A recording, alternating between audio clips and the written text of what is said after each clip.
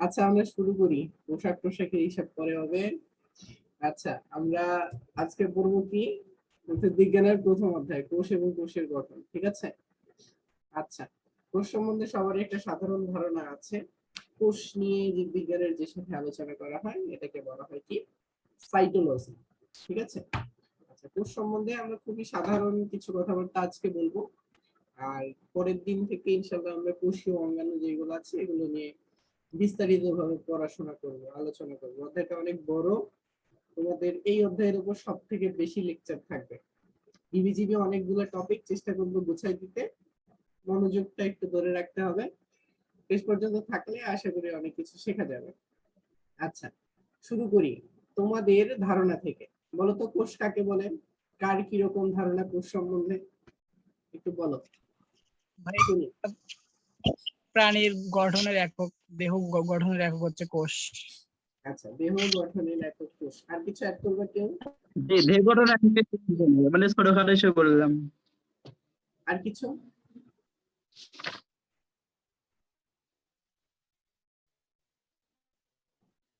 দেহের গঠন এবং কাজের একককে বলা হয় কোষ। গঠনের একক, কাজেরও একক তো কোষ। ঠিক আছে। এখন কোষের আরো কিছু কিছু গুরুত্বপূর্ণ বৈশিষ্ট্য আছে।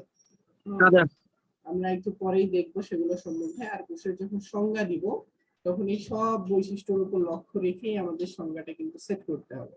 দেখো এখানে সুন্দরভাবে কোষের একটা সংজ্ঞা দেয়া আছে। কোষ হলো জৈবিক ক্রিয়াকলাপের একক, যা একটা অর্ধভেদ্য ঝিল্লি দ্বারা পরিবেষ্টিত থাকে এবং অন্য কোনো সজীব মাধ্যম ছাড়াই আত্মপ্রজননে সক্ষম। তাহলে কোষের এগুলোই বৈশিষ্ট্য। হ্যাঁ, কি কোষগুলো হচ্ছে জীবের গঠন এবং কাজের একক হবে, জীবজ ক্রিয়াকলাপের একক।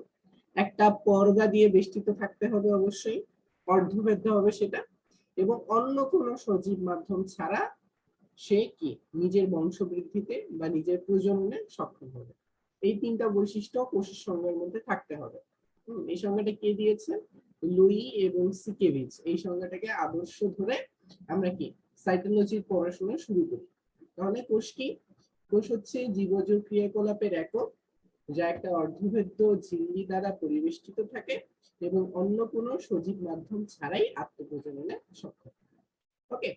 আচ্ছা, নিচে আরেকটা কথা আছে যেটা হচ্ছে রবার্ট স্পোর্টস বলছেন, কোষ হলো জীবের মৌলিক গঠনগত এবং কার্যগত একক। কিন্তু এই সংজ্ঞাটা আমরা ব্যবহার করব না, আমরা ব্যবহার করব হচ্ছে লুই এবং সিকেভিচের সংজ্ঞা। তিনটা পয়েন্ট আলাদা করব: জীবজ ক্রিয়াকলাপের একক, অর্ধভেদ্য ঝিল্লি দ্বারা পরিবেষ্টিত এবং অন্য কোনো সজীব মাধ্যম ছাড়া আত্মপ্রজননে সক্ষম। ওকে, নিচে এই সংজ্ঞাটাই আবার সুন্দরভাবে দেয়া হয়েছে। আচ্ছা, এই যে বৈষম্য ভেদ্য পর্দার কথা এখানে বলা হয়েছে। ঠিক আছে। আচ্ছা, এই বৈষম্য ভেদ্য পর্দা বলতে কারো কোনো ধারণা আছে? বলতে পারবে? জি ভাইয়া, হয়তো তরল ভেদ করতে পারবে, কঠিন পদার্থ ভেদ করতে পারবে না, এরকম বৈষম্য পর্দা হতে পারে। আচ্ছা, মানে বৈষম্য আচ্ছা, বৈষম্য দেখাবে। তরল কঠিন এসব না বলে বলবা যে হচ্ছে কিছু পদার্থ ভেদ করতে পারবে আর কিছু পারবে না, সব জিনিসই যাইতে পারবে না। বুঝছো? এখন এটা কি ভেদ করতে দিবে কি দিবে না এটা এটার বৈশিষ্ট্যের উপরে নির্ভর করবে। হ্যাঁ। আচ্ছা, এইখানে এরকম মেমব্রেন দেখানো হয়েছে। এটা হচ্ছে কোষ ঝিল্লির গঠন, মেইনলি ফসফোলিপিড বাইলেয়ার দিয়ে গঠিত। আমরা একটু করে পড়বো। এইখানে কিছু জিনিস আছে, এগুলো হচ্ছে বিভিন্ন চ্যানেল বলে। এই প্রোটিন গুলো চ্যানেল হিসেবে কাজ করে। আমি একদিন বোর্ডের মধ্যে দেখাইছিলাম তোমাদের, না তোমাদের পড়েনি, অন্য কাউকে পড়েছে। যাই হোক, এই আয়ন চ্যানেল গুলো নিয়ে আমরা কথা বলবো। কোষের ভিতরে এবং বাইরে বিভিন্ন আয়নের বিনিময় হয়। দেখো এখানে পটাশিয়াম, এই যে এখানে সোডিয়াম। ঠিক আছে। তাহলে এই প্রোটিন গুলো দিয়ে তোমরা জাস্ট মনে রাখো যে সেল মেমব্রেনের মধ্যে মধ্যে যে প্রোটিন গুলো আছে এগুলোর মধ্যে দিয়ে বিভিন্ন আয়নের বিনিময় হয়, কোষের বাইরে থেকে ভিতরে অথবা ভিতরে থেকে বাইরে। এখানে একটা জেনারেলাইজড লেয়ার দেখানো হয়েছে। হ্যাঁ, এটা ফসফোলিপিড বাইলেয়ার দিয়ে গঠিত একটা পর্দা। আচ্ছা, এটা বৈষম্য ভেদ্য পর্দা হিসেবে কাজ করে। আচ্ছা, এই যে দেখো এই ছবিটাতে কি করতেছে দেখো তো, এখানে কি করতেছে? ইট দিয়ে ঘর বানাচ্ছে, তাই না? ওয়াল বানাইতেছে। তাহলে এই ওয়ালের একক কি? ওয়ালের একক হচ্ছে ব্রিক্স বা ইট। হ্যাঁ, আর অনুরূপ ভাবে দেখো এই যে এখানে একটা অর্গানিজম তৈরি হয়েছে, এই অর্গানিজমটারও শুরু হয়েছে কোথা থেকে? সেল থেকে। ঠিক আছে, তাহলে এই সেলগুলো অনেকগুলো সেল একত্রে হয়ে টিস্যু গঠন করছে। টিস্যুগুলো কোনো কাজের উদ্দেশ্যে গঠিত হয় একাধিক কোষ দিয়ে। তারপরেই বেশ কিছু রকমের টিস্যু নিয়ে গঠিত হয় কোনো সুনির্দিষ্ট অঙ্গ, এখানে যেমন একটা লিভার দেখানো হয়েছে বা যকৃৎ। তারপরে এরকম অনেকগুলো অঙ্গ দিয়ে, যেমন এই যে একটা যকৃৎ, এই যে একটা পাকস্থলী, এই যে বৃহদন্ত্র, এই যে ক্ষুদ্রান্ত্র, এগুলো দিয়ে কি হয়েছে? কোনো একটা সুনির্দিষ্ট তন্ত্র গঠিত হয়েছে। এটা যেমন কি, এটা কি তন্ত্র বলতো? অঙ্গতন্ত্র। হ্যাঁ, এটা হচ্ছে পরিপাক তন্ত্র। হ্যাঁ, অন্ননালী, পাকস্থলী, যকৃৎ, হাবিজাবি এগুলো বলে।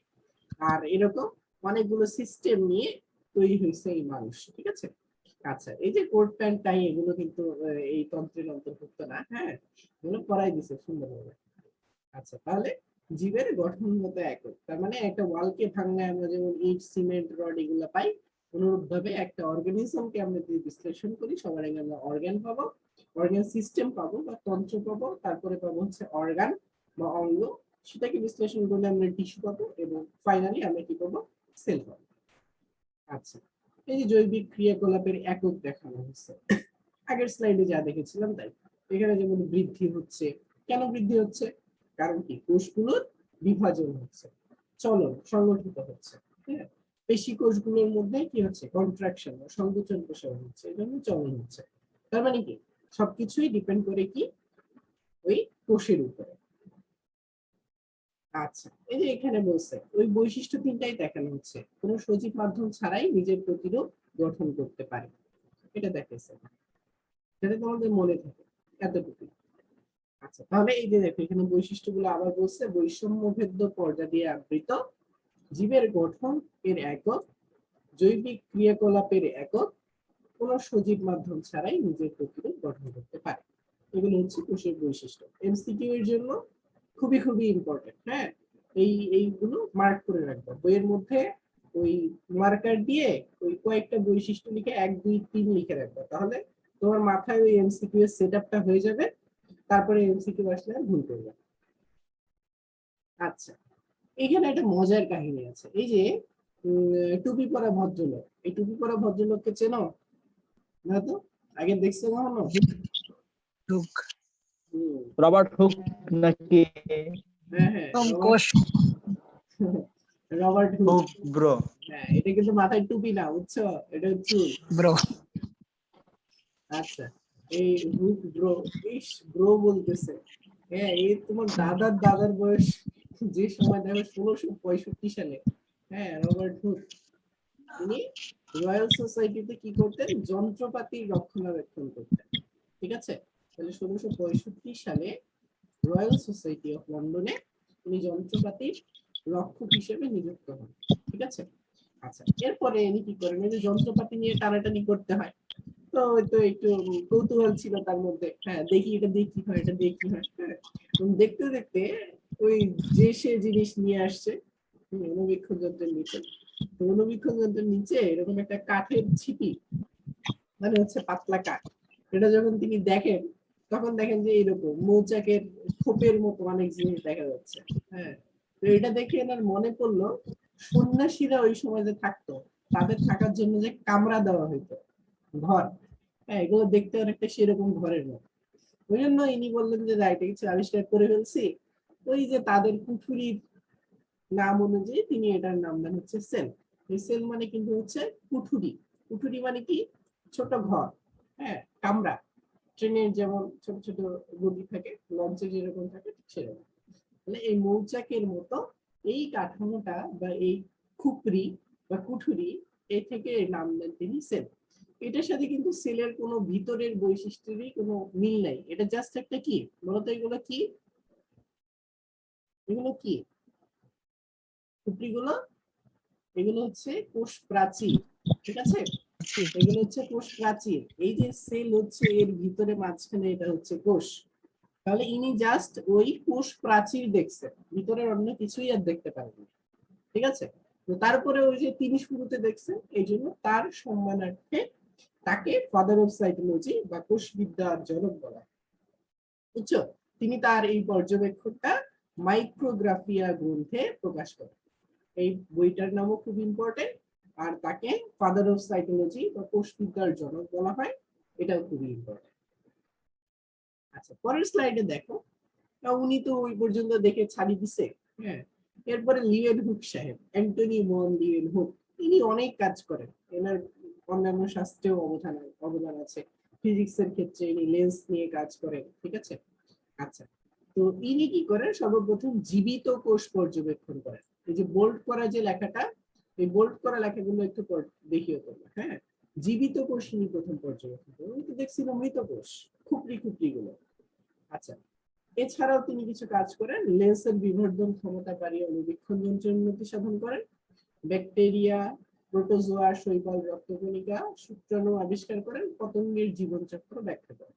এই জন্য তাকে অণুজীব বিজ্ঞানের জনক বলা হয়। তাহলে আমরা একটু আগে দেখলাম কি, রবার্ট হুক, তাকে কিসের জনক বলা হয়?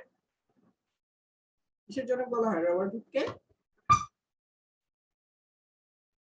এই রেসপন্স করতে হবে, ক্লাসে অমনোযোগী থাকলে হবে না। কোষবিদ্যা, হ্যাঁ, কোষবিদ্যা বা সাইটোলজির জন্য। অনুজীব, আর লিওয়েনহুককে বলা হয় মাইক্রোবায়োলজির জনক, ফাদার অফ জীবিত কোষের জনক। ফাদার অফ মাইক্রোবায়োলজি অথবা অণুজীব বিজ্ঞানের জনক, ঠিক আছে। তিনি যেহেতু অণুবীক্ষণ যন্ত্র বেশ উন্নতি সাধন করেন এবং অণুজীব গুলো, ব্যাকটেরিয়া, প্রোটোজোয়া, ঠিক আছে, তারপরে শৈবাল, ছত্রাক, এগুলো নিয়ে বেশ পর্যবেক্ষণ করেন, এজন্য এনাকে অণুজীব বিজ্ঞানের জনক বলা হয়। তবে আধুনিক কোষবিদ্যার জনক হচ্ছেন কার্ল পিয়ারসন, ঠিক আছে। এই জিনিসটা ভুল করা যাবে না, কার্ল পিয়ারসন ইনি হচ্ছেন আধুনিক কোষবিদ্যার জনক। কোষ সম্বন্ধে আধুনিক যে মতবাদগুলো আছে এগুলো প্রচলন অনেকগুলো ইনি করেন, এজন্য এনাকে আধুনিক কোষবিদ্যার জনক বলা হয়। তাহলে আমরা তিনটা জনক পাইলাম এখানে। একটা হচ্ছে কোষবিদ্যার জনক কে, রবার্ট হুক। Robert Hooke. এরপরে পাইলাম হচ্ছে অণুজীব বিজ্ঞান বা মাইক্রোবায়োলজির জনক কে, লিওয়েনহুক। লিওয়েনহুক। এরপরে পাইলাম হচ্ছে আধুনিক কোষবিদ্যার জনক কে, কার্ল পিয়ারসন। সনসন না, এটা শ্যাসন। হ্যাঁ, সোয়ানসন লিখছে, কার্ল পিয়ারসন। যাই হোক, এরপরে আসো কোষ সম্বন্ধে মতবাদ। হ্যাঁ, কোষের এই বৈশিষ্ট্যগুলোই দেখো, এই যে তিনজন বিজ্ঞানী, জ্যাকব স্লেইডেন, রুডolf ভার্চু আর থিওডোর শোয়ার, এনারা বিশ্লেষণ করেন, বর্ণনা দেন কি কি বৈশিষ্ট্য। ওই একই বৈশিষ্ট্য, জীবন্ত সত্তার গাঠনিক, শারীরবৃত্তীয় এবং সাংগঠনিক একক, এগুলো মনে রাখতে হবে না কোষ সম্বন্ধে মতবাদ। তোমরা বরঞ্চ মনে রাখবা কি, এই যে কোষ সম্বন্ধে মতবাদ দেন কোন কোন বিজ্ঞানী, শোয়ান, স্লেইডেন এবং ভার্চু। এই তিনটা যদি মনে রাখতে পারো এমসিকিউ এ এনাফ। তাহলে কিভাবে মনে রাখবা? এস এস ভি, এস দিয়ে হচ্ছে শোয়ান, এস দিয়ে স্লেইডেন, এস ভি দিয়ে হচ্ছে ভার্চু। তাহলে এই তিনজন মিলে কোষের মতবাদ বা কোষ সম্বন্ধে তাদের মতবাদ ব্যাখ্যা করে। আচ্ছা, এরপরে আসো কোষ। আচ্ছা, মুরগির ডিম তো খাইছো সবাই, তাই না? খাইছো না মুরগির ডিম? জি, খাইছি। মুরগির জি, ডিম, ভাইয়া।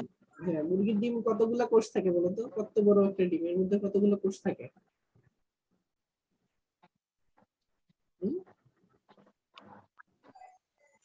বলো কয়টা? পাখির ডিম তো একটি কোষ নিয়ে গঠিত নাকি?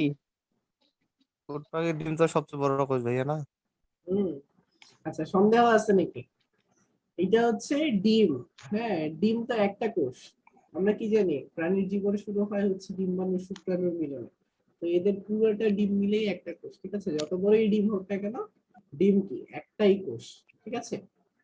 আচ্ছা, তাহলে উট পাখির ডিম যেহেতু সব থেকে বড় ডিম, তাহলে এটা সব থেকে বড় প্রাণী কোষ। এটা 17 সেন্টিমিটার আর 12.5 সেন্টিমিটার। আচ্ছা, এখন দেখো এই ডিমটার মধ্যে কি কি থাকবে। ডিমের কেন্দ্রে একটা কুসুম থাকবে, এটাকে ইয়ক বলে। তারপরে বাইরের দিকে একটা মেমব্রেন থাকবে, এই ইয়কের একটা মেমব্রেন থাকবে যেটাকে হচ্ছে ভাইটালাইন মেমব্রেন বলে। হ্যাঁ, আর কেন্দ্রের মধ্যে থাকবে একটা জার্মিনাল ডিস্ক। এটা এত কিছু কাজ আনলে চলবে, তুমি জাস্ট মনে রাখো হচ্ছে সব থেকে বড় কোষ হচ্ছে কি, উট পাখির ডিম, সব থেকে বড় প্রাণী কোষ। তাহলে সব থেকে বড় যদি জানলাম, সব থেকে ছোটটাও জানতে হবে। সব থেকে ছোট কে? এই দেখো PPLO, প্লুরো নিউমোনিয়া লাইক অর্গানিজম। ঠিক আছে, প্লুরো নিউমোনিয়া লাইক অর্গানিজম, এটা হচ্ছে সব থেকে ছোট। এটার নাম কি? এটার নাম হচ্ছে মাইকোপ্লাজমা। ঠিক আছে।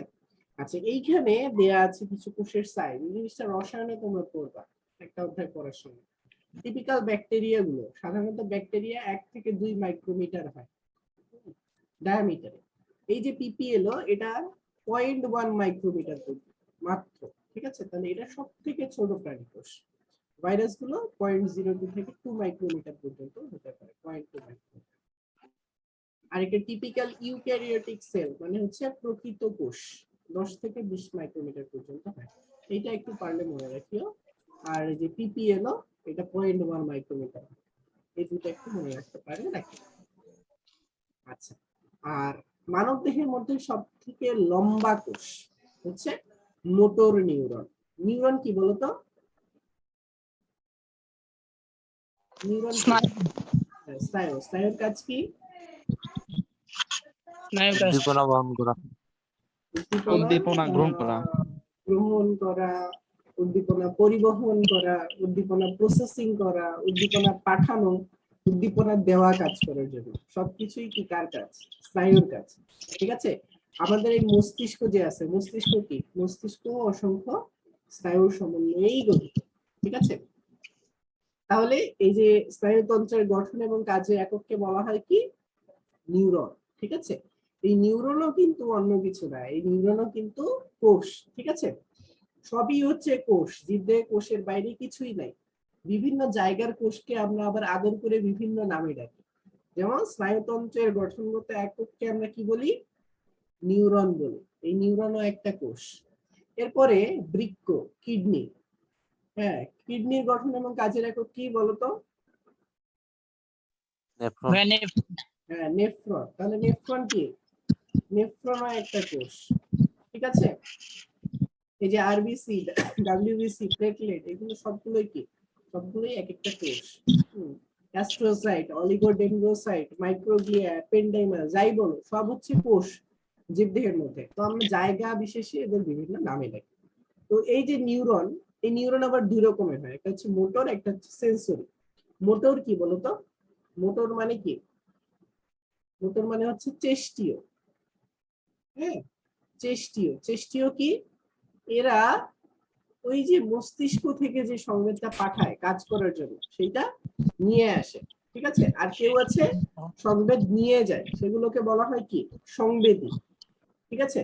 তাহলে এই চেষ্টীয় স্নায়ুগুলো এরা মস্তিষ্ক আর স্পাইনাল কর্ড থেকে পেরিফেরিতে আসবে, শরীরের কোনো অংশে আসবে। ঠিক আছে।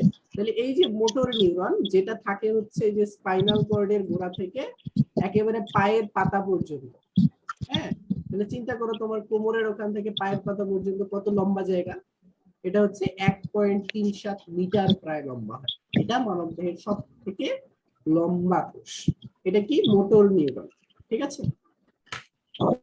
আচ্ছা আচ্ছা, তাহলে এক কোষী সর্বাপেক্ষা বড় উদ্ভিদ কোষ দেখতে হবে।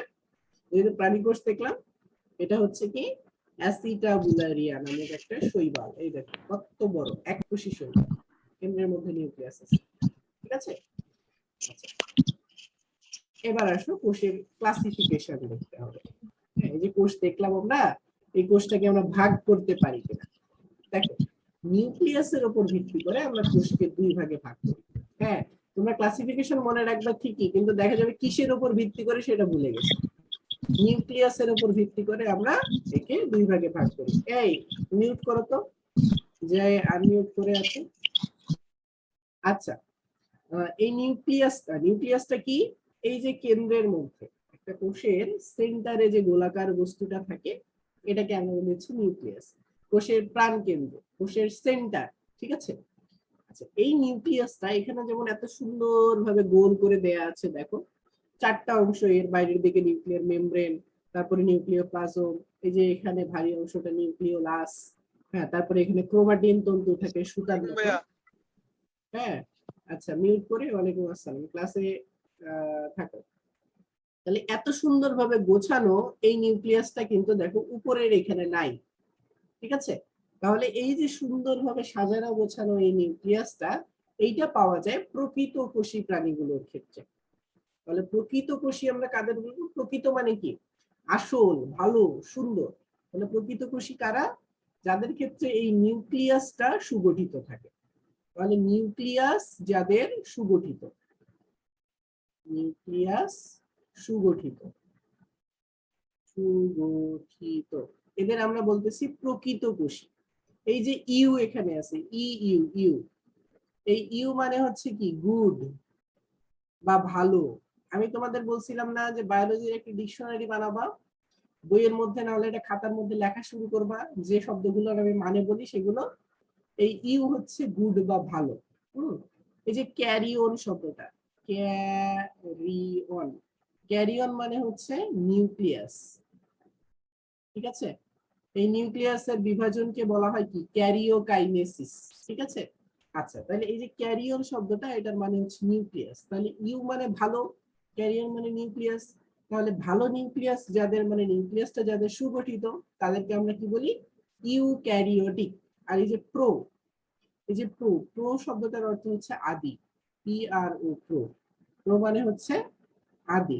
ঠিক আছে, এই যে ক্যারিয়ন মানে হচ্ছে নিউক্লিয়াস। তাহলে যাদের নিউক্লিয়াসটা আদি প্রকৃতি বা পুরাতন, ঠিক আছে, বা অসুন্দর, সুন্দর নয়, সুন্দরভাবে সুগঠিত নয়, তাদেরকে আমরা বলি কি? আদি কোষ। ঠিক আছে, নিউক্লিয়াসের উপর বেস করে আমরা এই দুই ভাগে ভাগ করতে পারি। দেখো এখানে কিন্তু সুগঠিত নিউক্লিয়াস নাই, বরঞ্চ এই নিউক্লিয়াসের উপাদানগুলো এখানে ছড়ানো ছিটানো অবস্থায় আছে বিভিন্ন জায়গায়। বুঝছো? যেমন এখানে দেখো নিউক্লিওয়েড থাকে, এই নিউক্লিওয়েড এর ভিতরে যে ক্রোমাটিন জালিকা থাকে, জালের মতন অংশ, যেগুলো ডিএনএ বহন করে, সেগুলো এইভাবে দেখো সাইটোপ্লাজমে ছড়ানো অবস্থায় থাকে। তাহলে এখান থেকে তোমাদের আরেকটা এমসিকিউ প্রশ্ন আসতে পারে, সেটা হচ্ছে যে আদিকোষী প্রাণীদের নিউক্লিয়ার বস্তু বহন করে যে জায়গাটা, সেটার নাম কি? সেটার নাম হচ্ছে নিউক্লিওয়েড। বুঝছো? এটা কিন্তু এমসিকিউ। তাহলে আদিকোষীদের যে জায়গাটা নিউক্লিয়ার বস্তু বা ডিএনএ বহন করে, তার নাম হচ্ছে কি বলতো? কি নাম তার? বলো, কে? কথা বলো না কেন? সেটার নাম হচ্ছে নিউক্লিওয়েড। ঠিক আছে, এই যে নিউক্লিওয়েড এইটা। এছাড়াও এদের আরেকটা ডিএনএ থাকে, যেটাকে প্লাজমিড বলে। এটা অতিরিক্ত ডিএনএ, এটা সম্বন্ধে আমরা পরে যাবো। তাহলে নিউক্লিয়াসের উপর ভিত্তি করে আমরা দুই ভাগে ভাগ করবো, একটা হচ্ছে আদিকোষ, আর একটা হচ্ছে প্রকৃত কোষ। আচ্ছা, এরপরে আসো, দেখো আদিকোষ আর প্রকৃত কোষের মধ্যে সুন্দরভাবে পার্থক্য দিয়ে দিচ্ছে। তোমাদের কাজ হচ্ছে সুন্দরভাবে পার্থক্যটা করে ফেলা, কারণ এটা পরীক্ষায় আসতে পারে। দেখো, সবার প্রথমে নিউক্লিয়াস, এটা হচ্ছে সুগঠিত। প্রকৃত কোষের ক্ষেত্রে, আদি কোষের ক্ষেত্রে সুগঠিত নয়। সাইটোপ্লাজমীয় অঙ্গাণু, সব অঙ্গাণুই উপস্থিত থাকে প্রকৃত কোষে, কিন্তু এই যে রাইবোজোম ব্যতীত সবকিছু থাকে হচ্ছে আদি কোষে। মানে রাইবোজোম হচ্ছে অনুপস্থিত, বা সবগুলো অঙ্গাণু অনুপস্থিত। ঠিক আছে, আচ্ছা, এই রাইবোজোম আবার দুই প্রকারের, একটা হচ্ছে 70S আর একটা হচ্ছে 80S রাইবোজোম। প্রকৃত কোষের ক্ষেত্রে থাকে হচ্ছে 80S, আর আদি কোষের ক্ষেত্রে থাকে 70S। এই এসটা হচ্ছে ভেদবার্গ ইউনিট। এটা কি? এটার এই যে SVED, হ্যাঁ, BERG, ভেদবার্গ, এটার উচ্চারণ হচ্ছে ভেদবার্গ। এটা কি? এটা হচ্ছে যখন এই অঙ্গাণুটাকে, হ্যাঁ, একটা ঘূর্ণায়মান যন্ত্র আছে, ঠিক আছে, এই ঘূর্ণায়মান যন্ত্রের মধ্যে যখন এই কোষীয় অঙ্গাণুকে দেয়া হয়, তখন এরা অধঃক্ষিপ্ত হয় এদের ভর অনুযায়ী। ঠিক আছে, তো সেই অধঃক্ষেপ উৎপাদনের হারকে বলা হয় হচ্ছে ভেদবার্গ একক। বিজ্ঞানী ভেদবার্গ এটা আবিষ্কার করেন, সেই জন্য এটাকে বলা হয় ভেদবার্গ একক। ঠিক আছে, তাহলে এটা প্রকৃত কোষের ক্ষেত্রে হবে 80 এর গুণিতক বা 80S, আর আদি কোষে হবে 70S। বাকিগুলো মোটামুটি ইজি আছে, তোমরা মোটামুটি একটু দেখে নিও, স্ক্রিনশট দিয়ে রেখে দাও। আচ্ছা, কোষ বিভাজন অ্যামাইটোসিস হয় আদি কোষে, আর প্রকৃত কোষের ক্ষেত্রে মাইটোসিস এবং মিওসিস হয়। ডিএনএটা যেমন বললাম বৃত্তাকার হচ্ছে নিউক্লিওয়েড, আর দ্বিসূত্রাকার ডিএনএ হয় প্রকৃত কোষের ক্ষেত্রে। আচ্ছা, এখন আসলে কাজের উপর ভিত্তি করে, বললাম না যে কিসের উপর ভিত্তি করে, সেটা মনে রাখো। এখানে দেখো কাজের উপর ভিত্তি করে, এটা এমনি মনে রাখা যায় দুই ভাগে, আমাদের দেহকোষ আর কি জনন কোষ। ওই যে ডিম বললাম একটু আগে, ওভাম, হ্যাঁ ওভাম মানে হচ্ছে কিন্তু ডিম্বাণু, আর স্পার্ম মানে কি বলতো, কি স্পার্ম মানে কি? শুক্রাণু। হ্যাঁ শুক্রাণু। তাহলে এই শুক্রাণু এবং ডিম্বাণু এরা হচ্ছে জনন কোষ, আর দেহকোষ কি নরমালি সারা শরীরে যে কোষগুলো থাকে সেগুলোই হচ্ছে দেহকোষ। তাহলে কাজের উপর ভিত্তি করে দুই প্রকার, দেহকোষ, জনন কোষ। নিউক্লিয়াসের উপর ভিত্তি করে দুই প্রকার, আদিকোষ, প্রকৃত কোষ। ঠিক আছে, এই দেহকোষ জনন কোষের পার্থক্য দেয়া আছে, সহজ, তুমি দেখে স্ক্রিনশট দিয়ে রাখো, পরে দেখে নিও। আচ্ছা আচ্ছা, এখন দেখো এই যে এইখানে একটা আদর্শ কোষের সুন্দর গঠন দিয়ে দিচ্ছে। দেখো প্রত্যেকটা কোষীয় অঙ্গাণু সুন্দরভাবে এখানে বোঝা যায়। দেখো এই যে এটা কি বলতো, এই জিনিসটা কি চেনো? কেউ চেনো না? কথা বলো সবাই। এটা হচ্ছে কি কোষ গহ্বর বা ভ্যাকুওল। এই ভ্যাকুওলের বাংলা কিন্তু হচ্ছে কি কোষ গহ্বর। গহ্বর। ঠিক আছে, আচ্ছা তারপরে একটা সুন্দর নিউক্লিয়াস আছে এখানে, এই যে দেখো, ঠিক আছে, এই যে নিউক্লিওলাস, নিউক্লিয়ার মেমব্রেন, হ্যাঁ তারপরে সব অঙ্গাণু, তার মানে কি এটা প্রকৃত কোষই বোঝা যাচ্ছে, নিউক্লিয়াস সুগঠিত বড় একটা কোষ গহ্বর আছে। হ্যাঁ, তারপর এই যে পুরু একটা প্রাচীর, এটাকে আমরা কি বলি, কোষ প্রাচীর। ঠিক আছে, আর তার ভিতরে এই যে হলুদ যে লেয়ারটা, এটাকে বলি হচ্ছে কি কোষ ঝিল্লি। তাহলে কোষ ঝিল্লি, বাইরের দিকে কোষ প্রাচীর, মাঝখানে একটা বড় ভ্যাকুওল, আর এখানে কি গোলাকার সুন্দর নিউক্লিয়াস। ঠিক আছে, আচ্ছা এই থলের মতন অঙ্গটা, এটাকে আমরা কি বলি, গোলজি অ্যাপারেটাস। হ্যাঁ, আচ্ছা, আর এখানে এই যে ক্লোরোপ্লাস্ট আছে, সবুজ রঙের অঙ্গাণু, তারপরে কি থাকবে, মাইটোকন্ড্রিয়া থাকবে, এই সবগুলো আমরা পড়বো পর। ঠিক আছে, তাহলে এখান থেকে আমরা একটা জিনিস বুঝতে পারতেছি, এটা কি কোষ হবে বলতো, প্রাণী কোষ না উদ্ভিদ কোষ? কি কোষ হবে এটা? উদ্ভিদ কোষ। উদ্ভিদ কোষ হবে। উদ্ভিদ কোষ। হ্যাঁ, কেন উদ্ভিদ কোষ বললাম? কোষ গহ্বর থাকে, কোষ প্রাণী কোষে গহ্বর থাকে থাকে। না। আর কি প্লাস্টিক থাকবে প্রাণী কোষে? Chloroplast chloroplast. থাকবে না। তারপরে এই যে কোষ প্রাচীর বাইরের দিকে, হ্যাঁ এটা থাকবে প্রাণী কোষে? থাকবে? কোষ প্রাচীর থাকে প্রাণীর ক্ষেত্রে? তোমার গা শক্ত হয়, না তোমার ভাইয়া। গায়ে শক্ত শক্ত বাকল আছে? না ভাইয়া, প্রাণী থাকে না। ঠিক আছে, কোষ। তাহলে দেখো কতগুলো বৈশিষ্ট্য আমরা পাইলাম এখানে, যে উদ্ভিদ কোষের বৈশিষ্ট্য তাহলে কি, বড় কোষ গহ্বর থাকবে, আর তারপরে কি থাকবে, সবুজ রঙের অঙ্গাণু ক্লোরোপ্লাস্ট থাকবে, আর কোষ প্রাচীর থাকবে, এগুলো প্রাণীতে থাকবে না। তাহলে প্রাণীতে আরো কিছু বৈশিষ্ট্য আছে, যেমন এই যে নিউক্লিয়াসটা, নিউক্লিয়াস মানে কি বলতো,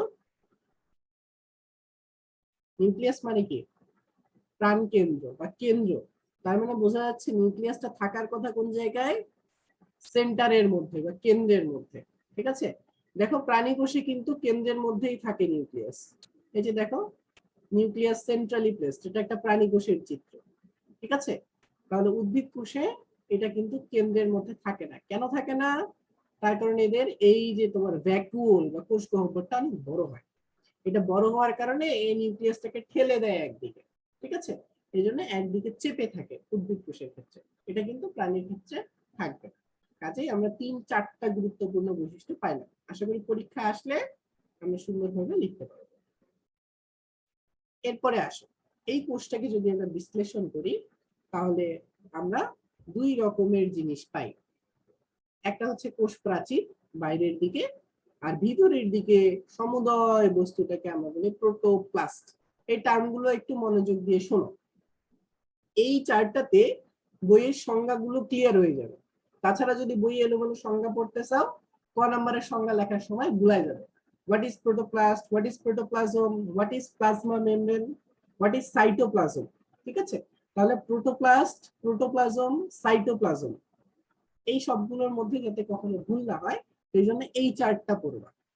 একটা কোষের মধ্যে বাইরের দিকে থাকবে কোষ প্রাচীর, কোষ প্রাচীর দিয়ে বেষ্টিত অবস্থায় ভিতরে যাই থাকুক না কেন পুরো অংশটাকে আমরা বলি প্রোটোপ্লাস্ট। প্রোটোপ্লাস্ট, প্লাস্ট সবকিছুই হচ্ছে প্রোটোপ্লাস্ট। এই প্রোটোপ্লাস্টের মধ্যে যে সজীব অংশটা থাকে, হ্যাঁ, যে অংশটা সজীব, এটাকে আমরা বলি প্রোটোপ্লাজম। আর এখানে কি থাকবে, কিছু নির্জীব অংশও থাকবে, যে এনজাইম, পিগমেন্ট, নেকটার, বর্জ্য পদার্থ, এগুলো। তাহলে প্রোটোপ্লাস্ট কি? একটা কোষের কোষ প্রাচীর দিয়ে বেষ্টিত অবস্থায় সমুদয় বস্তুকে বলা হয় প্রোটোপ্লাস্ট। এই প্রোটোপ্লাস্টের মধ্যে সজীব অংশটুকুকে বলা হবে কি? প্রোটোপ্লাজম। ঠিক আছে? আচ্ছা, তারপরে কি আছে? সাইটোপ্লাজম কি? সাইটোপ্লাজম হচ্ছে প্লাজমা মেমব্রেন দিয়ে বেষ্টিত অবস্থায়, নিউক্লিয়াস বাদে কোষের বাকি অংশটাকে বলা হবে সাইটোপ্লাজম। দেখাই তোমাদেরকে, দেখো এই যে হলুদ রঙের বস্তুটা হচ্ছে কি বলতো? কোষ ঝিল্লি বা প্লাজমা মেমব্রেন। ঠিক আছে? তাহলে শুরু থেকে আমি বলি, প্রোটোপ্লাস্ট কি? বাইরের দিকে কোষ প্রাচীর দিয়ে আবৃত, ভিতরে যা কিছু আছে সবগুলোই হচ্ছে প্রোটোপ্লাস্ট। এই প্রোটোপ্লাস্টের মধ্যে সজীব জিনিস যেগুলো আছে, মানে কোষীয় অঙ্গাণুগুলো, তারপরে এখানে তরল পদার্থগুলো, এগুলো হচ্ছে কি? প্রোটোপ্লাজম। ঠিক আছে? আর কিছু নির্জীব বস্তু এখানে আছে। এরপরে সাইটোপ্লাজম। সাইটোপ্লাজম কি? এই যে কোষ ঝিল্লি, এবার কিন্তু কোষ প্রাচীর না, কোষ ঝিল্লি দিয়ে বেষ্টিত, ভিতরে নিউক্লিয়াস বাদে, কোষ ঝিল্লি দিয়ে বেষ্টিত অবস্থায় নিউক্লিয়াস বাদে সমুদয় বস্তুটাকে বলা হবে সাইটোপ্লাজম। ক্লিয়ার হয়েছে পুরো জিনিসটা? বুঝছো? জি ভাইয়া। আচ্ছা, ঠিক আছে। তাহলে আমরা দেখলাম যে প্রোটোপ্লাজমের মধ্যে তিনটা অংশ আছে। বাইরের দিকে প্লাজমা মেমব্রেন বা প্লাজমা ঝিল্লি বা কোষ ঝিল্লি, তার ভিতরে সাইটোপ্লাজম, তার ভিতরে কি? নিউক্লিয়াস। আচ্ছা, এই প্লাজম শব্দটা আসছে হচ্ছে প্লাজমা থেকে। প্লাজমা মানে কি বলতো? ভাইয়া প্লাজমা, কোষ রস, এরকম তরল ম্যাট্রিক্স বলে না? প্লাজমা, হ্যাঁ, ম্যাট্রিক্স। ম্যাট্রিক্স মানে কি বলতো? হ্যাঁ, তরল ম্যাট্রিক্স। আচ্ছা, তরল, অর্ধ তরল অনেক ক্ষেত্রে হয়। ঠিক আছে? অর্ধ তরল হয়, তরল হয়, এরকম আচরণ করতেছে কেন? আচ্ছা, যাই হোক, তাহলে প্লাজমা হচ্ছে তরল বা অর্ধ তরল। ম্যাট্রিক্স হচ্ছে মাতৃকা। মাতৃকা মানে কি? মাতৃকা মানে হচ্ছে মা। ঠিক আছে? এখন তোমার মা, আমার মা কি করে? আমাদেরকে ধরে রাখে না? আহ, আমাদেরকে গর্ভে ধরে রাখে। তার মানে ম্যাট্রিক্স বা মাতৃকা হচ্ছে ওই জিনিসটা যারা ভিতরের সব জিনিসকে ধরে রাখে তার মধ্যে। ঠিক আছে? এখন সেটা গঠনগত ভাবে তরল হইতে পারে, অর্ধ তরল হইতে পারে, সেটা অন্য ব্যাপার। কিন্তু ম্যাট্রিক্স বা মাতৃকা যে যে জায়গাগুলোতে আছে, প্লাস্টিডের মধ্যে পাবা, মাইটোকন্ড্রিয়ার মধ্যে পাবা, তারা কি? তারা হচ্ছে ধাত্র বা ধারক বা মাতৃকা। তারা কি করে? ধরে রাখে জিনিসগুলোকে, এতটুকুই। তাহলে এই প্লাজমা, এটা হচ্ছে তরল বা অর্ধ তরল। তাহলে সাইটোপ্লাজম মানে হচ্ছে কোষের ভিতরে। সাইটো শব্দটা আসছে কোথা থেকে? সেল থেকে। ঠিক আছে? সাইটো শব্দটা আসছে সেল থেকে। তাহলে সেলের ভিতরে যে প্লাজমা বা অর্ধতরল পদার্থ, এটাকে বলে কি? সাইটোপ্লাজম। আচ্ছা, তাহলে মোটামুটি হয়ে গেল আমাদের। এই নিউক্লিয়াসের অংশ আবার চারটা, আমি এটা আগেই বলছিলাম, আবারও দেখবো আমরা নিউক্লিয়াসের গঠন করার সময়। নিউক্লিয়ার মেমব্রেন বাইরের দিকে থাকে, তারপরে নিউক্লিওপ্লাজম, ওই যে নিউক্লিয়াসের ভিতরে যে তরল পদার্থ, সেটাকে বলে হচ্ছে নিউক্লিওপ্লাজম। ঠিক আছে? আচ্ছা, তারপরে ভিতরে থাকবে সুতার মতন ক্রোমাটিন আর নিউক্লিওলাস, ওই যে গাঢ় যে অংশটা, ঘন। এখন এই যে সাইটোপ্লাজম দেখলাম যে সমুদয় বস্তু নিউক্লিয়াস বাদে পুরোটাই হচ্ছে কি? সাইটোপ্লাজম। এই সাইটোপ্লাজমের মধ্যে আবার ওই ধাত্র আছে। এই চিত্রটাতে দেখো, এখানে কি আছে? এই যে ভিতরের দিকে যে তরল পদার্থ হলুদ রঙের, এটা হচ্ছে কি? সাইটোপ্লাজম। হ্যাঁ, তাহলে এই সাইটোপ্লাজম বললাম যে নিউক্লিয়াস বাদে কোষ ঝিল্লি দিয়ে আবৃত সমুদয় বস্তু সাইটোপ্লাজম। তার মানে এই সাইটোপ্লাজমের মধ্যে যে হলুদ রঙের তরল পদার্থ আছে, আর কি আছে? কিছু কোষীয় অঙ্গাণু আছে। হ্যাঁ, এই যে মাইটোকন্ড্রিয়া, প্লাস্টিড, কোষ গহ্বর, গোলজি বস্তু, এন্ডোপ্লাজমিক রেটিকুলাম, এগুলো। তাহলে এই কোষীয় অঙ্গাণু আর তরল পদার্থ বা ধাত্রটা নিয়ে গঠিত হচ্ছে সাইটোপ্লাজম। তাহলে দেখো, সাইটোপ্লাজমের মধ্যে কোষীয় অঙ্গাণু থাকে আর ধাত্র বা মাতৃকা থাকে। এখন এই কোষীয় অঙ্গাণুর মধ্যে কিছু অঙ্গাণু আছে যারা পর্দা দিয়ে বেষ্টিত থাকে, আর কিছু অঙ্গাণু আছে যাদের পর্দা নাই।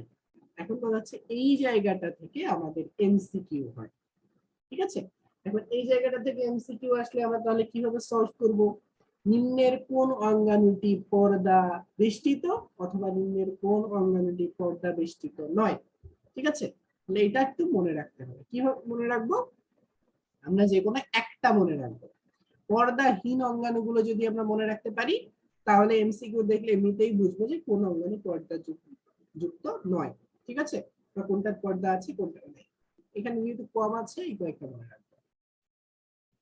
কিভাবে মনে রাখবো? মনে রাখবো হচ্ছে সেরা মামা, সেরা মামা ইপ্রো, ইপ্রো অথবা তোমরা এটা প্রো দিয়েও প্রতিস্থাপন করতে পারো। প্রো মানে কি? আপডেটেড, ঠিক আছে? তাহলে সেরা মামা প্রো। তাহলে সেরা দিয়ে হচ্ছে কি? এই যে সেন্ট্রিওল, মামা, দুইটা মা, একটা মা দিয়ে হচ্ছে মাইক্রোটিউবিউল, একটা দিয়ে হচ্ছে মাইক্রোফিলামেন্ট। তারপরে এই যে ই দিয়ে হচ্ছে ইডিওসোম হয়, এটা মনে রাখার আপাতত দরকার নাই। আর এই যে প্রো দিয়ে হচ্ছে প্রোটিওসোম। তাহলে কি কি? সেন্ট্রিওল, রা দিয়ে হচ্ছে ribosome, centriole, ribosome, microtubule, microfilament আর হচ্ছে প্রোটিওসোম। পাঁচটা জিনিস। এই মাইটোকন্ড্রিয়া কিন্তু আবার আবরণী বেষ্টিত। এই মা দিয়ে আবার এটা মনে করি না। অবশ্য মাইটোকন্ড্রিয়ার গঠন তো করবা, তখন এমনি বোঝা যাবে যে মাইটোকন্ড্রিয়ার দুইটা লেয়ার আছে, বাইরের দিকে আউটার লেয়ার, ইনার লেয়ার। ভিতরের লেয়ারটা আবার মাঝে মাঝে ভিতরের দিকে ঢুকে যায়, এটা ভুল হবে। কাজেই সেরা মামা ইপ্রো দিয়ে এই পর্দাবিহীন অঙ্গাণুগুলো মনে রাখা যায়। তাহলে এগুলো বাদ দিয়ে বাকি যেগুলো আছে সবগুলোই হচ্ছে কি? পর্দা বেষ্টিত হবে, ঠিক আছে?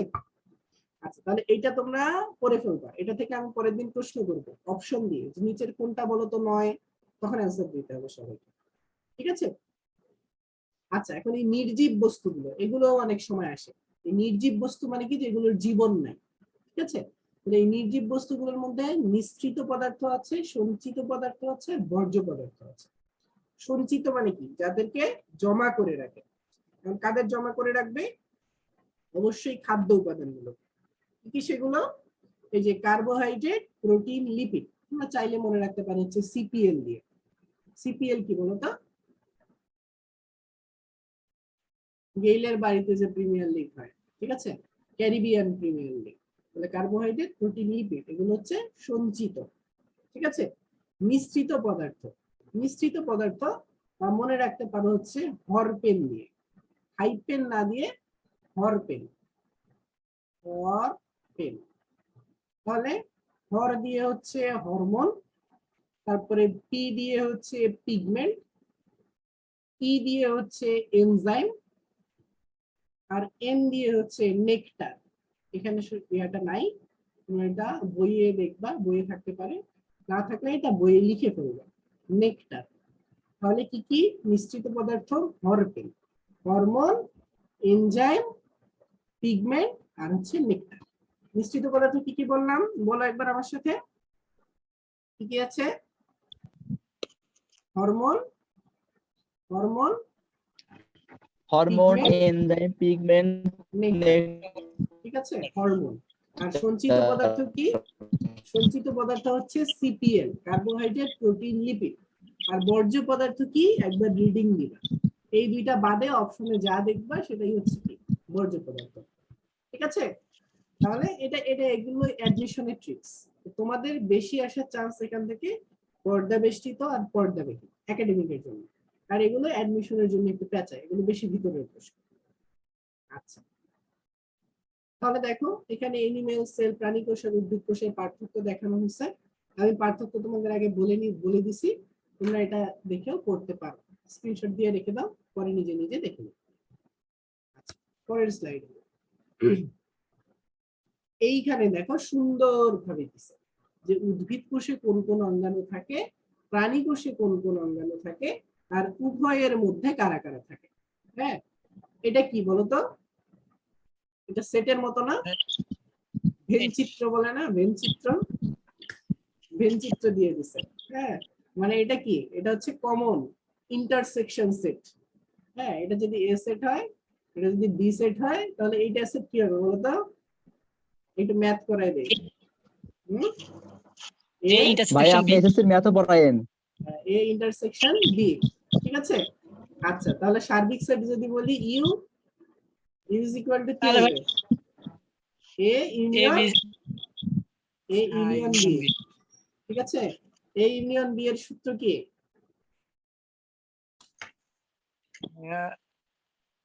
ইউনিয়ন বি এর ভুলে গেছি। Number of A plus number of B, তারপরে তারপরে কি intersect minus number of A intersection B, ঠিক আছে। মানে এই সূত্র সবগুলো, পরীক্ষায় আসে না ভাই। এই সবগুলো অঙ্ক করতে হয় না, সূত্র পরীক্ষায় আসে। হ্যাঁ, লেভেলে ছিল এই ফার্স্ট শোনো, অধ্যায় মনে হয়। যাই হোক দেখো এখানে, তাহলে দেখো, তাহলে এই যে কোষ প্রাচীর, প্লাস্টিড, কোষ গহ্বর, এগুলো আমরা শুরুতেই দেখে আসলাম। এই তিনটা কি উদ্ভিদ কোষের বৈশিষ্ট্য, কাজে এগুলো কি প্রাণী কোষে কখনো থাকবে না। প্রাণী কোষে এরকম কিছু কিছু স্পেসিফিক জিনিস, যেমন সেন্ট্রিওল, লাইসোসোম, মাইক্রোভিলাই, এই জিনিসগুলো সাধারণত থাকতে পারে উদ্ভিদ কোষে, সাধারণত উদ্ভিদ কোষে থাকে না। কিন্তু উদ্ভিদ কোষের এই জিনিসগুলো কখনোই প্রাণী কোষে থাকে না। আরেকটা আছে সঞ্চিত খাদ্য। উদ্ভিদ এর সঞ্চিত খাদ্য হচ্ছে স্টার্চ, আর প্রাণীর সঞ্চিত খাদ্য হচ্ছে গ্লাইকোজেন। এই জিনিসটা ইম্পর্টেন্ট, এটা যদিও বা তোমাদের অন্য অধ্যায়ে পড়া, শৈবাল ছত্রাক ওইখানে আছে। হ্যাঁ, চাল কি বলতো? চাল কি? চাল চাল কার্বোহাইড্রেট, কার্বোহাইড্রেট। কোন টাইপের মানে কার্বোহাইড্রেট? স্টার্চ না। স্টার্চ।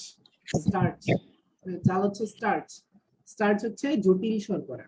হ্যাঁ, আর সেলুলোজ, সেলুলোজও কিন্তু কার্বোহাইড্রেট। হ্যাঁ, এই দুইটাই কি, একটা হচ্ছে আলফা ডি গ্লুকোজের, একটা হচ্ছে বিটা ডি গ্লুকোজের পলিমার।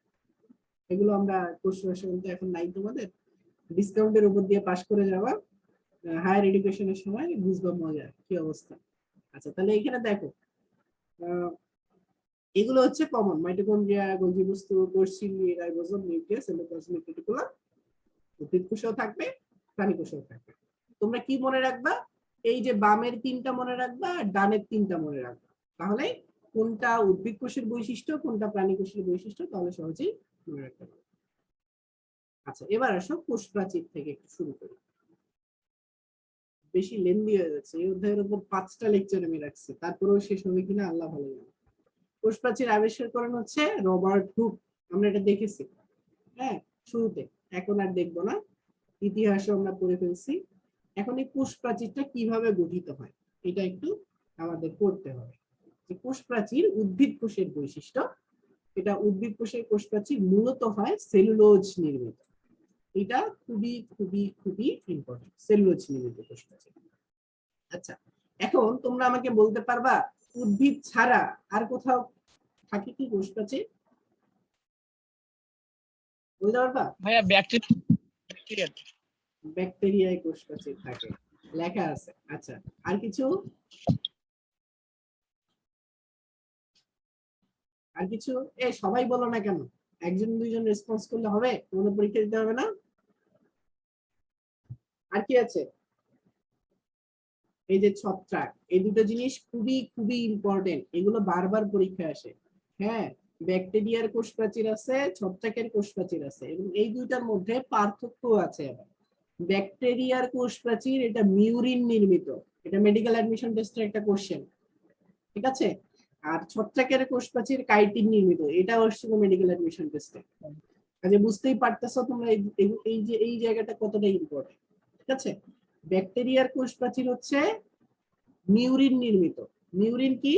এটা হচ্ছে পেপটিডোগ্লাইকেন, এটার সাথে মুরামিক অ্যাসিড এবং টিকোইক অ্যাসিড দুইটা জিনিস থাকে। এটা এমসিকিউ এর একটা ডিরেক্ট প্রশ্ন, যে ব্যাকটেরিয়ার কোষ প্রাচীরের গঠনগত উপাদান কোনটি, কোনটি নয়? পেপটিডোগ্লাইকেন, এর সাথে মুরামিক অ্যাসিড, টিকোইক অ্যাসিড, এই দুইটা জিনিস বইয়ে আছে তোমাদের, দাগায় পড়ে নিও, ঠিক আছে। আর ছত্রাকের কোষ প্রাচীর কি নির্মিত? কি নির্মিত ছত্রাকের? কাইটিন। কাইটিন নির্মিত। এটা কখনো যাতে ভুল হয় না। কাইটিন নির্মিত। এই কাইটিন কি? কাইটিন হচ্ছে একটা নাইট্রোজেন ঘটিত পলিস্যাকারাইড, নাইট্রোজেন ঘটিত পলিস্যাকারাইড। এখন বলো পলিস্যাকারাইড মানে কি?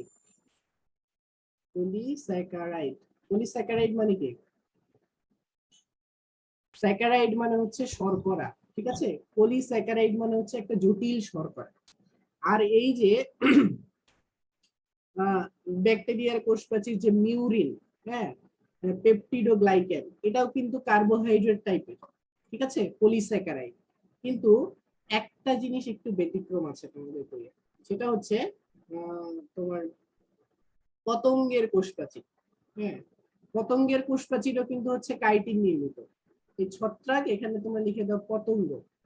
তোমরা ঘাসফড়িং যে পড়বা, সেই ঘাসফড়িং পড়ার সময়ও পাবা যে পতঙ্গ, লোবস্টার, এগুলোর কোষপ্রাচীরও কি কাইটিন নির্মিত। তাহলে কাইটিন কি? এটা একটা হচ্ছে নাইট্রোজেন ঘটিত পলিস্যাকারাইড। আর পেপটিডোগ্লাইকেন বা মিউরিন নির্মিত হচ্ছে ব্যাকটেরিয়ার কোষপ্রাচীর। ছত্রাকের তোমার এমনি নরমালি উদ্ভিদের কোষপ্রাচীর কি নির্মিত? সেলুলোজ নির্মিত। কাজেই এই কয়েকটা ইনফরমেশন একেবারে ভালোভাবে মনে রাখতে হবে। আচ্ছা, এই গ্রাম নেগেটিভ ব্যাকটেরিয়ার ক্ষেত্রে পেপটিডোগ্লাইকেনের উপরে একটা পলিস্যাকারাইড থাকে। ওকে, এগুলো অত বেশি ইম্পর্টেন্ট না, যে তিনটা বললাম এই তিনটা বেশি। এখন কোষপ্রাচীরের কাজ, কোষপ্রাচীরের কাজ নরমালি ধারণা করে, যেহেতু বাইরের দিকে থাকে, একটা নির্দিষ্ট শেপ দিবে, বাইরের আঘাত থেকে রক্ষা করবে, ভিতরের যে অভ্যন্তরীণ পরিবেশ সেটাকে রক্ষা করবে, একটা দৃঢ়তা দিবে, শক্তি দিবে, ঠিক আছে, প্লাজমা ডেসমাটার সৃষ্টি করবে, যেগুলো দিয়ে আশেপাশের কোষের মধ্যে কি করবে, যোগাযোগ রক্ষা করবে, এগুলো, ঠিক আছে। আচ্ছা, তাহলে এটা তোমরা দেখে নিও, স্ক্রিনশট দিয়ে নিও। গুরুত্বপূর্ণ কাজগুলো আমরা ভালো করে করব, কিভাবে করতে হয় সেটাও দেখায় দিব, কিন্তু এগুলো যেগুলো কমন এমনি বোঝা যায়, এগুলো এমনি আসো। কোষপ্রাচীরের ভৌত গঠন, কোষপ্রাচীরটা কিভাবে গঠিত হয়। দেখো, কোষপ্রাচীর তিন স্তর বিশিষ্ট, তিনটা লেয়ার। একটা হচ্ছে মধ্য পর্দা বা মধ্য ল্যামেলা, এই যে বাইরের দিকে ব্লু কালারের যে লেয়ারটা, হ্যাঁ, এটা কিন্তু বাইরের দিকে না, এটা থেকে ভিতরের দিকে। আমি যদি বলি যে একটা কোষ যদি হয় এটা, তাহলে এই কোষের মধ্যে কি থাকবে, এই যে আবরণ গুলো থাকবে। সবার আগে একটা আবরণ সৃষ্টি হবে বাইরের দিকে, এটা হচ্ছে মধ্য পর্দা বা মধ্য ল্যামেলা, এটা হচ্ছে প্রথম। এর বাইরে একটা প্রাইমারি প্রাচীরের সৃষ্টি হবে, ঠিক আছে, এই যে এই দিকে একটা প্রাইমারি প্রাচীরের সৃষ্টি হবে, হ্যাঁ। আচ্ছা, তারপরে কি হবে, সেকেন্ডারি প্রাচীরের সৃষ্টি হবে, এই যে এইভাবে এর বাইরে সেকেন্ডারি প্রাচীরের সৃষ্টি হবে। এই সেকেন্ডারি প্রাচীর আবার তিন স্তর বিশিষ্ট, মানে এই যে এইটা, এইটা, এইটা, এগুলো হচ্ছে সেকেন্ডারি।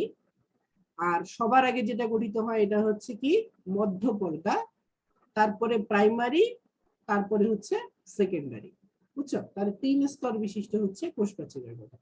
প্রথমে মধ্য পর্দা গঠিত হয়, তারপর প্রাইমারি, তারপরে সেকেন্ডারি। সেকেন্ডারিটা আবার তিন স্তর বিশিষ্ট। ওকে, শুরুতে মধ্য পর্দার কথা বলা হয়েছে। মধ্য পর্দা হচ্ছে একটা সাধারণ আবরণ। এখানে একটা চিত্র ছিল, এই যে এইখানে, হ্যাঁ, এই যে এইখানে দেখো, এই এদিকে একটা কোষ আছে। আমি যদি বলি এদিকে একটা কোষ আছে, এদিকে আরেকটা কোষ আছে, মাঝখানে এটা হচ্ছে কোষপ্রাচীর। এই যে সবুজ যে আবরণটা দেখতেছো, এইটা এখানে ভালো করে আঁকা হয়েছে। এর এই পাশেও একটা কোষ আছে, এই পাশেও একটা কোষ আছে, দুই কোষের মাঝখানে। সবার আগে সৃষ্টি হয় এই কালো রঙের লেয়ারটা, এটা হচ্ছে মধ্য ল্যামেলা। ল্যামেলা মানে হচ্ছে পর্দা, এটা মাঝখানে থাকে মধ্য ল্যামেলা। তার বাইরের দিকে এই এক স্তর বিশিষ্ট প্রাইমারি প্রাচীরের সৃষ্টি হয়, হ্যাঁ, এটা এপাশেও হবে, এপাশেও হবে। তার বাইরের দিকে এই যে তিন স্তর বিশিষ্ট সেকেন্ডারি প্রাচীরের সৃষ্টি হয়, ঠিক আছে। তো এই যে মাঝে মাঝে ফুটা দেখা যাচ্ছে, দেখতে পাচ্ছ যে এই কোষ আর এই কোষের মধ্যে অবশ্যই যোগাযোগ রাখার দরকার আছে, তাই না? কারণ মানুষের শরীরের টেম্পারেচারের কথা চিন্তা করো, সারা শরীরে কি সেম টেম্পারেচার থাকে ভিতরের দিকে, উদ্ভিদের ক্ষেত্রে সেম, তারও বডির টেম্পারেচার এবং রাসায়নিক জিনিসগুলো একটা ব্যালেন্সে রাখতে হবে। ব্যালেন্স থাকবে কিভাবে, যদি তাদের মধ্যে কমিউনিকেশন না থাকে। এই কমিউনিকেশনের জন্য এই চ্যানেলগুলো তৈরি হয়, এই চ্যানেলগুলোকে বলা হয় হচ্ছে পিট এরিয়া।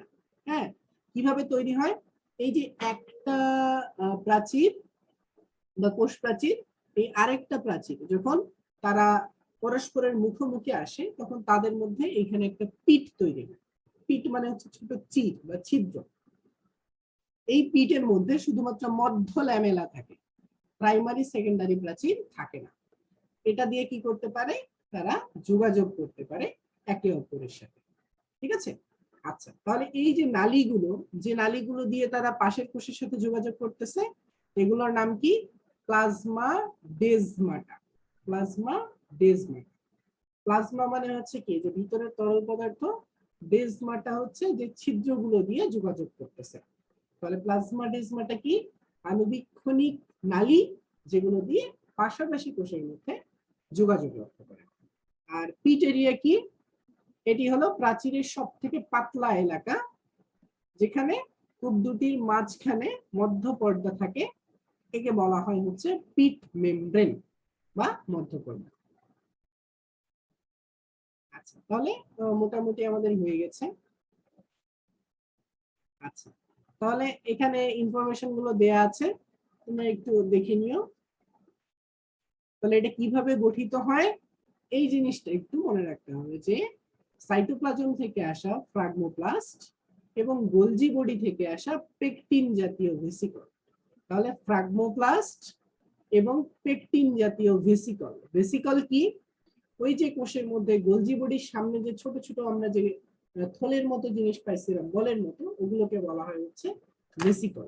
তাহলে ফ্রাগমোপ্লাস্ট নামক হচ্ছে পেকটোস কণা, আর পেকটিন জাতীয় ভেসিকল, এই দুইটা মিলে গঠিত হয় হচ্ছে প্রাথমিক পর্দা বা মধ্য পর্দা। তার বাইরের দিকে ক্রমে সেলুলোজ জমা হয়, তারপরে হেমিসেলুলোজ, লিগলিন, কাইটিন জমা হয় মোটা করে। কিন্তু প্রথম যে মধ্য ল্যামেলাটা, এটা গঠিত হয় কি কি দিয়ে? ফ্রাগমোপ্লাস্ট এবং পেকটিন জাতীয় ভেসিকল দিয়ে। এটা একটু মনে রাখবেন। যদি এতে পেকটিক অ্যাসিড বেশি থাকে, তাহলে এটা কি জেলির মতো। আচ্ছা, দেখো সেকেন্ডারি যে লেয়ারটা বা ওই মধ্য পর্দার বাইরে যে লেয়ারটা, এটা গঠিত হয় কি কি দিয়ে? Pectin, cellulose, hemicellulose, glycoprotein. চারটা উপাদান: পেকটিন, সেলুলোজ, হেমিসেলুলোজ, গ্লাইকোপ্রোটিন। ঠিক আছে? এই যে এইখানে দেখো, এই যে বেগুনি রঙের জিনিসটা, এটা হচ্ছে পেকটিন।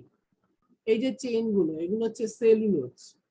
তারপরে হেমিসেলুলোজ হচ্ছে এই যে হলুদ রঙের যে জিনিসগুলো, ক্রস লিঙ্ক গঠন করতেছে। এটার নাম কি? এটার নাম হচ্ছে জাইলোগ্লুকেন। জাইলোগ্লুকেন। তাহলে এই জাইলোগ্লুকেন কি করতেছে? ক্রস লিঙ্ক মানে কোনাকুনি কানেকশন সেলুলোজ গুলোর মধ্যে, এটা স্থাপন করে কি? জাইলোগ্লুকেন। এটা কি? এটা হচ্ছে হেমিসেলুলোজ। তাহলে সেলুলোজ, হেমিসেলুলোজ, পেকটিন এবং গ্লাইকোপ্রোটিন থাকে মাঝে মধ্যে। ঠিক আছে? এই নিয়ে গঠিত হচ্ছে কি? সেকেন্ডারি লেয়ার, মানে মধ্য ল্যামেলার পাশে যে লেয়ারটা থাকে সেটা। এই চারটা জিনিসের নাম একটু পারলে মনে রাখবে। আর একটা প্রশ্ন প্রায়ই দেয় বিভিন্ন মডেল টেস্ট গুলোতে, যে ক্রস লিঙ্ক গঠন করে কে? বইয়ে কিন্তু অনেক ইনফরমেশন আছে, স্লাইডে যেগুলো আছে এই কয়েকটা একটু মনে রাখার চেষ্টা করলে তাহলে সুবিধা হবে তোমাদের জন্য। যে জাইলোগ্লুকেন, এটা ক্রস লিঙ্ক গঠন করে, মানে কি? এই সেলুলোজ ফাইব্রিল গুলোর মধ্যে কানেকশন গঠন করে। এটা কি দিয়ে গঠিত? এটা হেমিসেলুলোজ দিয়ে গঠিত। বুঝছো? প্রথম অধ্যায় থেকে ম্যাক্সিমাম তো এমসিকিউ হয়, আর তো বেশি কিছু প্রশ্ন আসে না। এরপরে সেকেন্ডারি প্রাচীরটা, এই 3 স্তর বিশিষ্ট যেটা। ঠিক আছে? আচ্ছা, অনেক সময়তে লিগলিন থাকে। এই লিগলিনটা কি? এই লিগলিনটা হচ্ছে মৃত একটা জিনিস। এ কি করে? ওই মোটা করে বাল্ক গঠন করে। ঠিক আছে? তাহলে ভাজক কোষ এবং অতিমাত্রায় বিপাকীয় অন্যান্য কোষে সেকেন্ডারি প্রাচীর তৈরি হয় না। এই জিনিসটা খুবই খুবই ইম্পর্টেন্ট। আমি এটা টিস্যু তন্ত্র পড়ার সময় যাদেরকে পড়াইছি তাদেরকে বলছিলাম, তোমরা খেয়াল করছো কিনা, যে ভাজক টিস্যুর কোষগুলোকে সব সময় বাড়তে থাকে, একটা থেকে আরেকটা, আরেকটা থেকে আরেকটা। কোষ প্রাচীর কি? এটা তো ধরে রাখবে কম্প্যাক্টলি, সহজে ছাড়বে না। ঠিক আছে? কাজে যে কোষগুলো সবসময় বৃদ্ধি হচ্ছে, তাদের ক্ষেত্রে কিন্তু কোষ প্রাচীরটা পুরু হবে না বা মোটা হবে না। যদি তৈরি হয়ও, সেটা পাতলা হবে। এবং সেটা কি দিয়ে নির্মিত হবে বলতো রুম্মান? ভাজক টিস্যুর কোষে যে কোষ প্রাচীর থাকে, এটা কি নির্মিত হয়?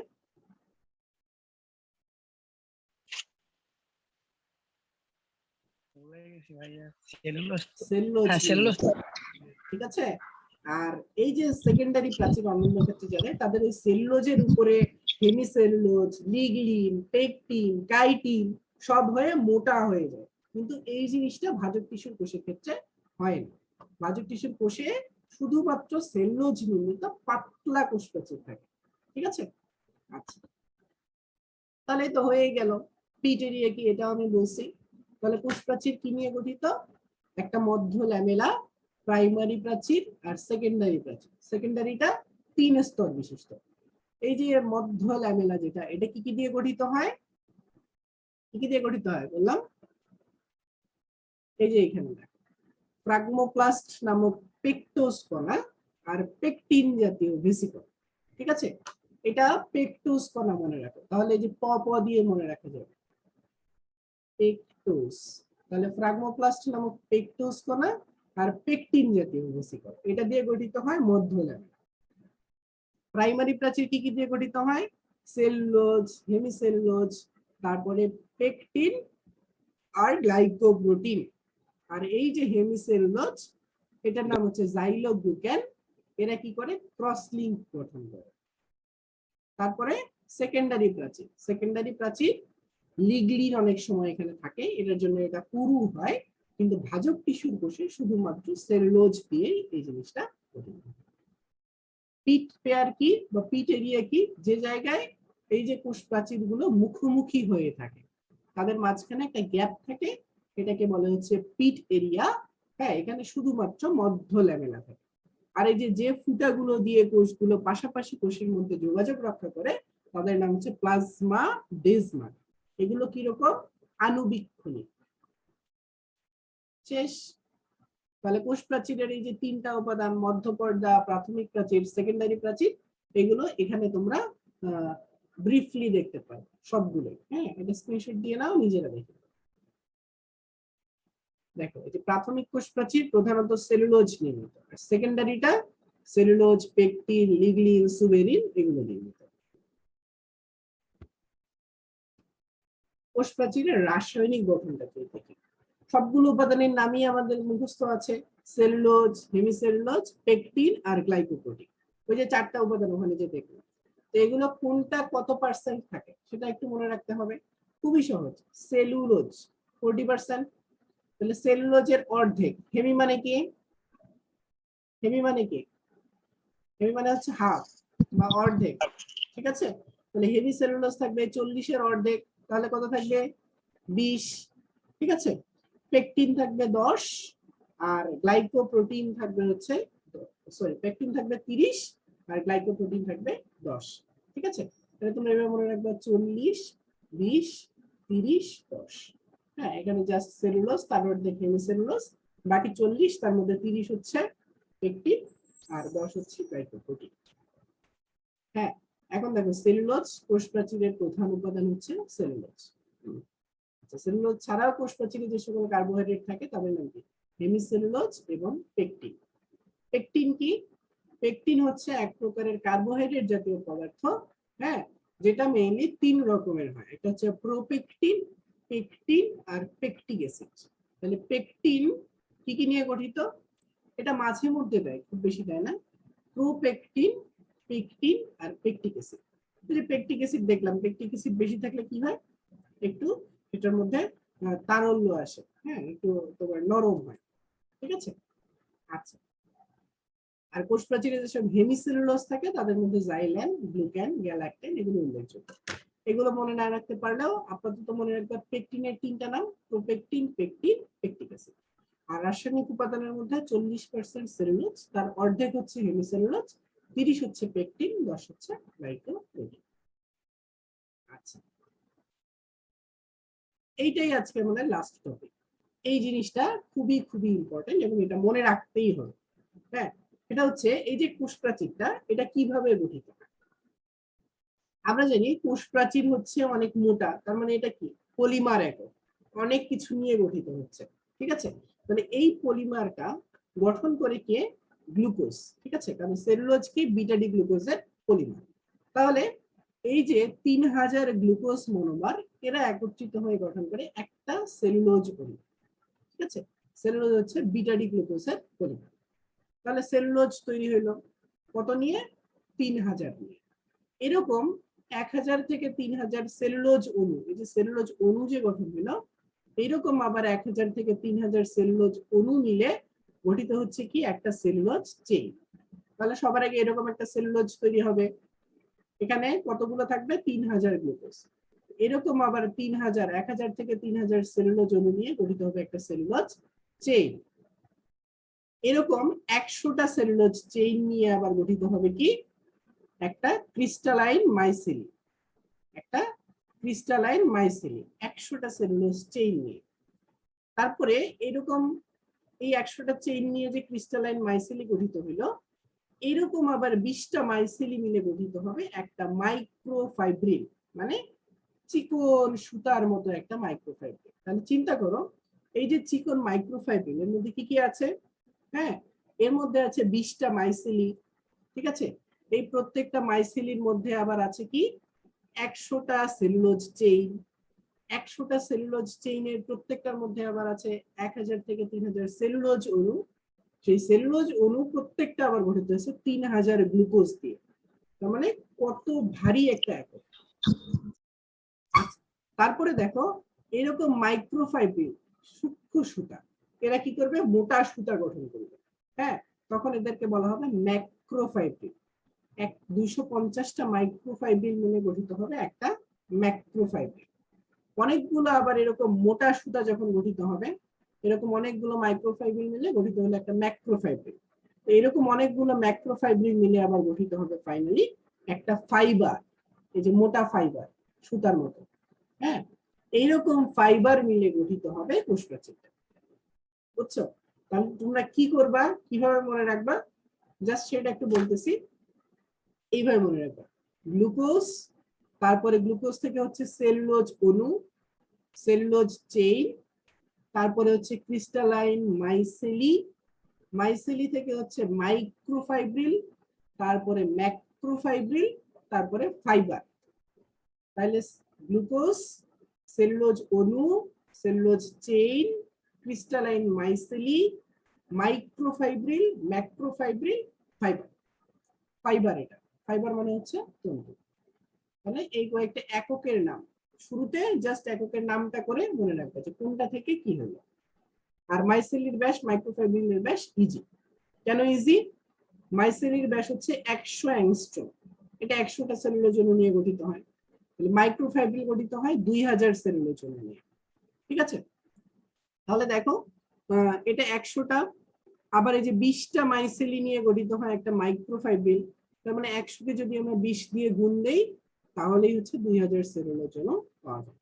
তাহলে মনে রাখবো, মাইসেলি হচ্ছে 100টা সেলুলোজ অণু নিয়ে গঠিত, আর মাইক্রোফাইব্রিল হচ্ছে 20টা মাইসেলি নিয়ে গঠিত।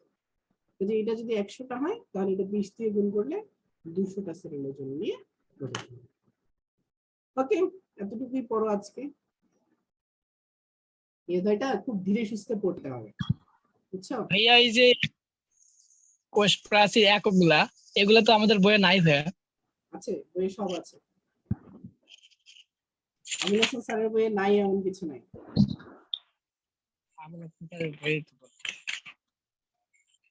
বাপরে বাপ, এত কিছু তো এই স্লাইড ধরে ধরে পড়বা, আরো অনেক কিছু আছে বইয়ে।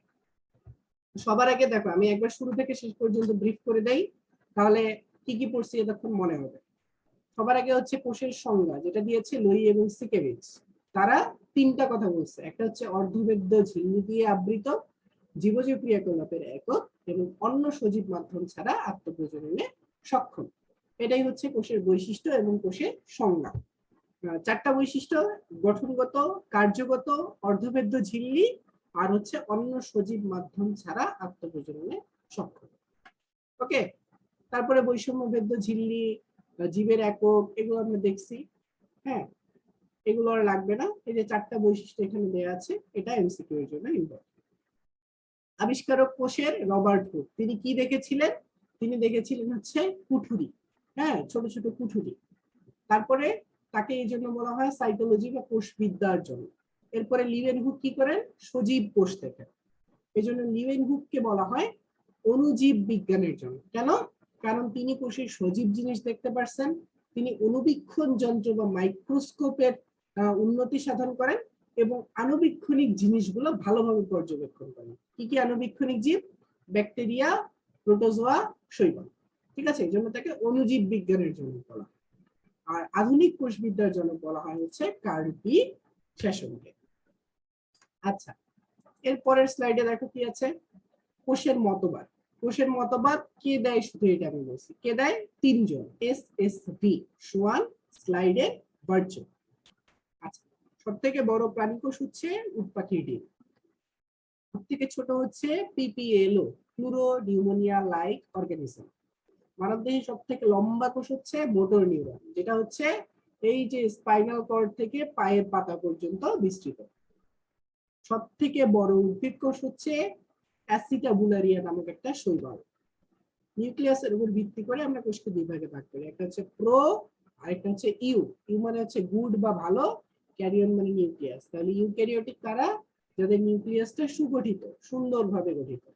প্রোক্যারিওটিক কারা? যাদের নিউক্লিয়ার বস্তু ছড়ানো অবস্থায় থাকে। তো যে জায়গায় থাকে সেই জায়গাটাকে আমরা বলি কি? নিউক্লিওয়েড। এরপরে আমরা কি পড়ছি? পার্থক্য পড়ছি। এরপরে কাজের উপর দুই রকম পাইছি, একটা হচ্ছে জনন কোষ, স্পার্মার ওভাম, আর দেহকোষ। এরপরে পার্থক্য পড়ছি, একটা কোষের অঙ্গাণুগুলোকে আমরা দেখেছি, এগুলোর মধ্যে কোষ প্রাচীর দ্বারা আবৃত কোষের সমুদয় বস্তুকে আমরা বলতাম প্রোটোপ্লাস্ট। এই প্রোটোপ্লাস্টের মধ্যে সজীব অংশটাকে আমরা বলছি প্রোটোপ্লাজম। প্রোটোপ্লাজমের মধ্যে প্লাজমা মেমব্রেন দিয়ে আবৃত নিউক্লিয়াস ব্যতীত বাকি সমুদয় তরল পদার্থটাকে আমরা বলছি সাইটোপ্লাজম। প্লাজমা মানে হচ্ছে তরল পদার্থ, তাহলে কোষের তরল সাইটোপ্লাজম, নিউক্লিয়াসের ভিতরের তরল নিউক্লিওপ্লাজম। ঠিক আছে, এই সাইটোপ্লাজমের মধ্যে আমরা আবার ম্যাট্রিক্স পাইছি যে ধরে রাখবে, আর কোষীয় অঙ্গাণু পাইছি। এই কোষীয় অঙ্গাণুগুলোর মধ্যে কিছু পর্দা বেষ্টিত, কিছু পর্দা বিহীন। পর্দা বিহীন গুলো আমরা মনে রাখবো সেরা মামা ইপ্রো দিয়ে, centriole, ribosome, microtubule, microfilament, intermediate filament ই দিয়ে, আর প্রো দিয়ে হচ্ছে প্রোটিওজোম। নির্জীব বস্তুগুলো আবার তিন রকমের হয়, মিশ্রিত, সঞ্চিত, বর্জ্য। দুইটা মনে রাখবো, সঞ্চিত হচ্ছে সিপিএল, কার্বোহাইড্রেট, প্রোটিন, লিপিড, আর মিশ্রিত হচ্ছে হরপেট, হরমোন, এনজাইম, পিগমেন্ট, নেকটার। আচ্ছা, এরপরে দেখছি আমরা বিভিন্ন রকমের কোষ। তারপরে আমরা কোষের বিভিন্ন উপাদানগুলো দেখছি, কোষ প্রাচীর, প্লাস্টিড, আর কোষ গহ্বর। এগুলো উদ্ভিদ কোষের বৈশিষ্ট্য। কোষ প্রাচীরের গঠন আবিষ্কার করেছে রবার্ট হুক। এরপরে আমরা দেখছি যে ব্যাকটেরিয়ার ক্ষেত্রে এই কোষ প্রাচীর কি দিয়ে গঠিত? মিউরিন বা পেপটিডোগ্লাইকেন, এর সাথে মুরামিক এবং টিকোইক অ্যাসিড থাকে, এটা অবশ্যই মনে রাখতে হবে। ছত্রাকেরটা কাইটিন নির্মিত, আর উদ্ভিদে সেলুলোজ নির্মিত। সেলুলোজ নির্মিত এই কোষ প্রাচীর তিন লেয়ারের, মাঝখানে মধ্যপর্দা, তারপর প্রাইমারি, তারপর সেকেন্ডারি। সেকেন্ডারিটা হচ্ছে 3 স্তর বিশিষ্ট হবে। ঠিক আছে, আচ্ছা, তাহলে এতটুকুই আজকের পড়া। মোটামুটি বুঝতে পারছো? জি ভাইয়া, বুঝতে পারছি। একটু পড়তে হবে ওরাই নিজেদেরকে, আজকে একটু দেখে আজকের নিও।